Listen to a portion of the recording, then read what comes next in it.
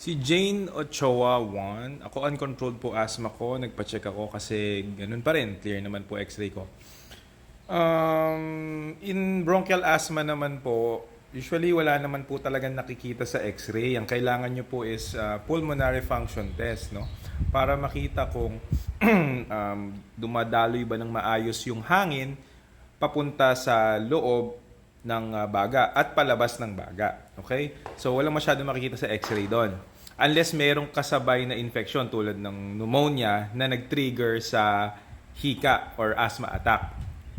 So, pag uncontrolled po yung asthma nyo, syempre, kailangan nyo po magpa-check up sa doktor kasi marami pong reasons kung bakit di nakokontrol yung asthma. At ang most common is hindi po gumagamit nung maintenance na medication, okay? Yung controller na tinatawag para matanggal yung pamamaga ng airways o yung daanan ng hangin. Okay, so usually merong inhaler po yan, iba-iba yung form yan, may dry powder inhaler, merong meter dose inhaler, may discus, no?